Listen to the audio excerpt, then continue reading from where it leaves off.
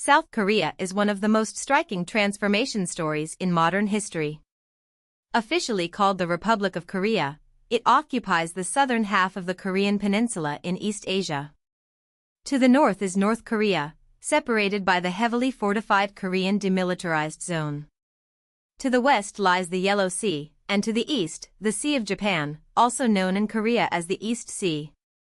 Today, South Korea is known for advanced technology, global pop culture, high-speed internet, powerful industries, and one of Asia's most developed democracies. But this modern image hides a dramatic past: colonization, division, war, dictatorship, poverty, protest, and rapid industrial growth. In less than a century, South Korea moved from devastation to global influence.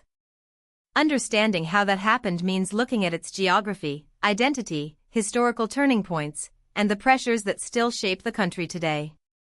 Geography has always played a central role in Korea's story. The peninsula sits between larger powers, China to the west, Japan across the sea, and Russia to the north. This location brought trade, cultural exchange, and strategic importance, but also repeated invasion and outside pressure. South Korea has about 52 million people, and roughly half live in the Seoul metropolitan area, one of the largest urban regions in the world. Seoul is not just the capital, it is the country's political, economic, cultural, and technological center. Other major cities, such as Busan, Daegu, and Incheon, also play important roles. Busan is a major port city, Incheon connects the country to global air and sea routes, and Daegu has long been an industrial and regional hub. South Korea's dense population, limited land, and concentration around Seoul have shaped everything from housing and transport to education and economic competition. The roots of Korean civilization go back deep into prehistory. The Korean peninsula was inhabited as early as the Lower Paleolithic period, but the first kingdom associated with Korean history appears in Chinese records in the early 7th century BC. Over time, competing states and cultures developed across the peninsula. By the mid-1st century BC, three major kingdoms came to dominate: Goguryeo in the north, Baekje in the southwest, and Silla in the southeast. These kingdoms competed militarily and culturally, while also absorbing influences from China and developing distinct Korean traditions. Silla eventually unified most of the peninsula in the late 7th century AD, creating one of the first broad political unifications of Korea.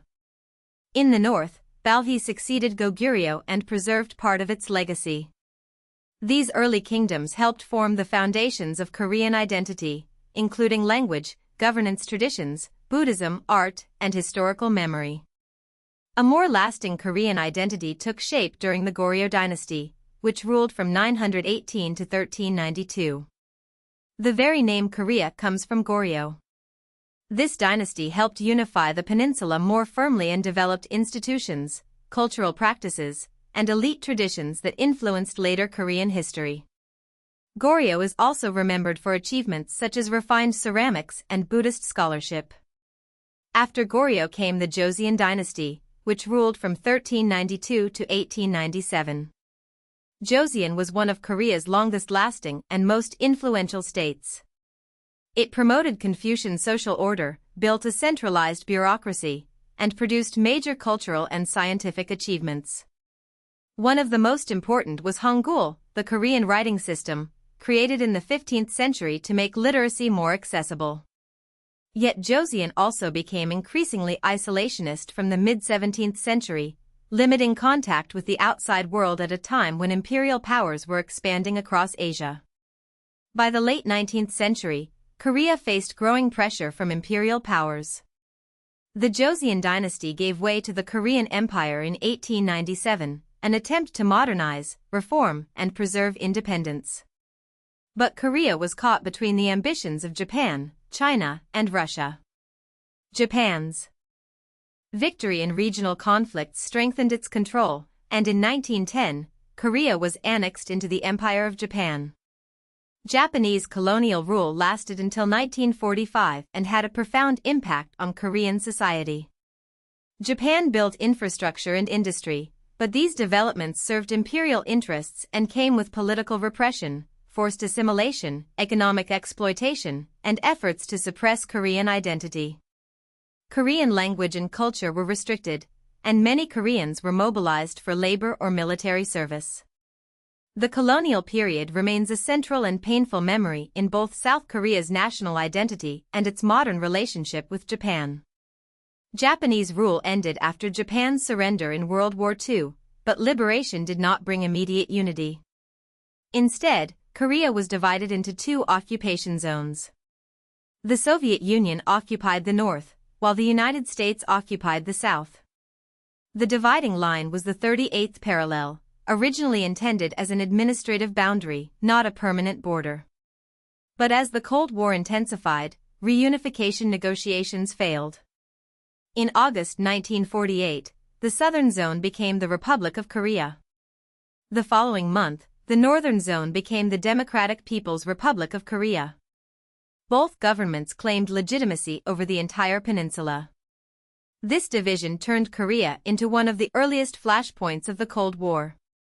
The two new states were shaped by opposing ideologies, rival international backers, and unresolved questions of sovereignty. The border hardened, families were separated, and the peninsula became a symbol of global ideological conflict. In 1950, North Korea invaded the South, triggering the Korean War. The conflict quickly became international. The United States led a United Nations command supporting South Korea, while China's People's Volunteer Army entered the war on the North Korean side, backed by the Soviet Union. The fighting was brutal, mobile, and destructive. Seoul changed hands multiple times. Civilians suffered massively, infrastructure was destroyed, and the peninsula was devastated. By the time the armistice was signed in 1953, around 3 million Koreans had died.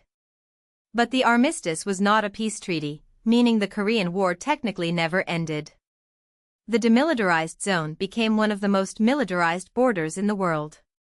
For South Korea, the war created lasting insecurity, a deep alliance with the United States, and a national focus on survival, reconstruction, and military readiness.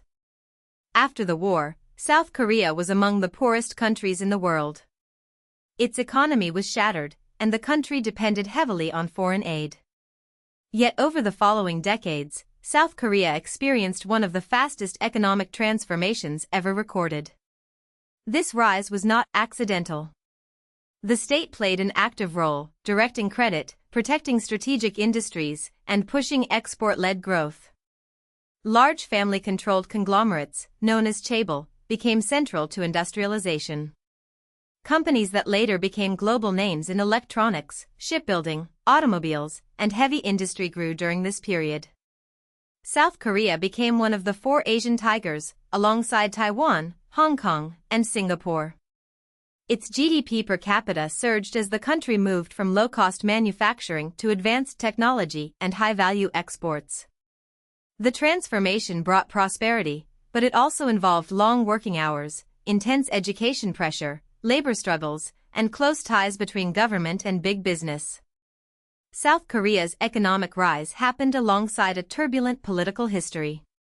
For decades after its founding, the country endured authoritarian governments, coups, censorship, and violent crackdowns. Leaders often justified tight control by pointing to the threat from North Korea and the need for rapid development. But citizens, students, workers, and opposition movements repeatedly demanded democracy. These struggles included protests, uprisings, and sacrifices that became central to South Korea's political memory. The turning point came with the June democratic struggle of 1987, when mass protests forced constitutional reforms and direct presidential elections. This ended authoritarian rule and opened the way for the current Sixth Republic. Since then, South Korea has developed into one of Asia's most advanced democracies, with competitive elections, active civil society, a free press, and a public willing to mobilize against corruption or abuse of power. Under its 1987 constitution, South Korea is a unitary presidential republic. The president is directly elected and serves as head of state and government, while the National Assembly is a popularly elected unicameral legislature. Politics can be highly competitive and polarized, but institutions have generally shown resilience. South Korea's courts, media, protest culture, and electoral system have all played roles in holding leaders accountable. At the same time, national security remains a defining concern. South Korea is a major non-NATO ally of the United States, and American forces remain stationed in the country. South Korea also maintains conscription for men, reflecting the continuing military threat from the north. Its armed forces are considered among the strongest in the world, and the country has one of the largest combined military and paramilitary personnel counts. Defense, diplomacy, and deterrence remain permanent features of national life. Today, South Korea is a highly developed economy and a major player in global trade. It ranks among the world's largest economies by nominal GDP and purchasing power parity, and it is one of the world's leading exporters and importers. Its industries are deeply connected to global supply chains, especially in semiconductors, electronics, automobiles, ships, batteries, steel, and petrochemicals. South Korea is also known for innovation, education, and digital infrastructure.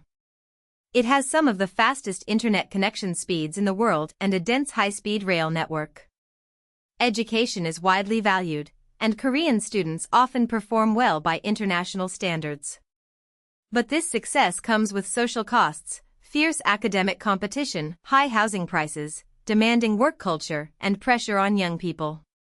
The same system that helped produce extraordinary development now faces questions about quality of life, inequality, and sustainability. One of South Korea's most visible forms of global influence is culture.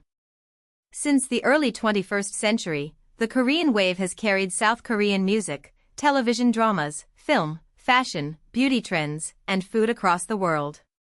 K-pop groups have built massive international fan bases, Korean dramas stream globally, and South Korean cinema has earned major awards and critical recognition. This cultural rise did not happen in isolation. It grew from creative industries, digital platforms, government support, professional training systems, and a domestic market that rewards polished entertainment. The Korean wave also boosts tourism, language learning, product sales, and South Korea's soft power. For a country once defined internationally by war and division, global culture has offered a new image, modern, stylish, emotionally resonant, and technologically connected.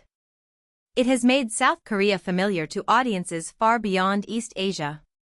South Korea's future is shaped by both success and serious challenges. The country has one of the world's longest life expectancies, but also one of the lowest fertility rates.